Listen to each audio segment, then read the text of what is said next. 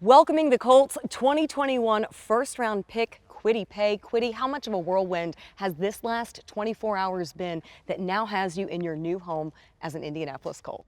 Man, it was crazy just to get that call last night, but now to be here it's great. What did you expect? How high was the anticipation on Thursday night awaiting the call with what you knew going in and what you expected? I think the night before I was kind of anxious, I was nervous, but then once I woke up, cool, calm, and then once I got that call, I was just excited to come here. After you were selected, Chris Ballard noted in his press conference that he's made a lot of easy picks in his career, and taking you off the board at 21 was very easy. How much confidence does that instill in you to hear that assurance from your new general manager? It feels great to just know that he has a lot of faith in me, yeah, and the pick that he chose.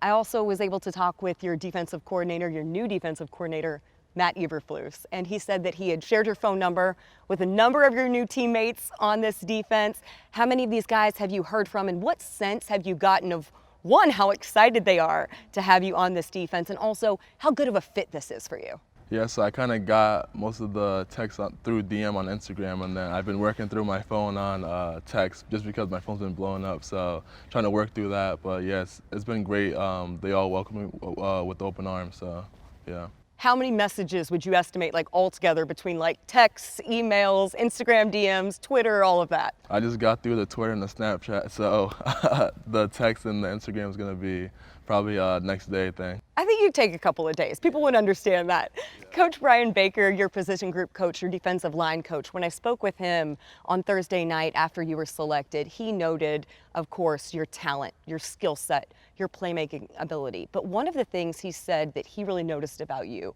was your desire to be great. How much of that desire comes from your mom? I feel like just seeing how hard she worked and everything that she did to the best of her ability, and she would just tell me, just see it through. Never give up. Just make sure if you set to do something, make sure you finish it. So many people know your scouting report, all of the assets that you bring to this team, the high character man that you are.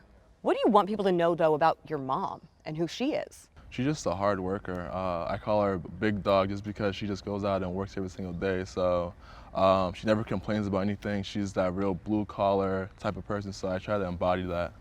How did you celebrate with her after the pick? We danced all night. Yeah, we was just dancing the whole night. I have blisters on my feet. Yeah, it was nice though. Good thing you got the tennis shoes. Yeah, exactly.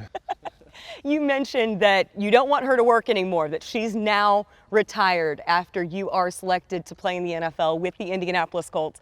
Has she notified her bosses yet, or did you just take care of that on the live broadcast for her? I think I just took care of that, yeah, so she's done. It felt great to be able to do that just because I always dreamt about doing it and always saying those words to her, so yeah. Another thing a lot of people took note of on draft night was your impeccable style. What was the significance of that suit that you wore? So for me, just to pay tribute to Chadwick and the Black Panther movie, just because that was like my favorite superhero when it came out, and yeah, so we just wanted to pay tribute to him, and then I kind of just gave the suit guy like free reign. I was just like, just do anything that you want, and he did a great job of doing all the small details with it, so yeah. We also saw that play out with your defensive celebrations while you were at Michigan, right? Exactly, yeah. We have a couple more days left of this draft. How eager are you to see the rest of the picks that the Colts make to learn who you're going to be joined by as part of this Colts rookie class? Exactly, yeah. Super excited to see who we pick and who I get to be friends with, yeah. There's always a certain amount of expectation and pressure that can come with being a first-round pick in the NFL draft. How do you channel that as motivation going into your rookie season and starting your NFL career? I think for me, nobody is a bigger critic than myself, so I have high expectations for myself. Just watching film and anything that I do, I just critique myself to the highest level, so for me, I'll be all right. Yeah. So many people know your remarkable story, your family's remarkable story. Your mom fled civil war in Liberia. You were born in a refugee camp in Guinea before coming to the States when you were just a few months old. You experienced and overcame so much adversity in your life. That's all been well documented. That story has been told. As you write this next chapter, what do you envision?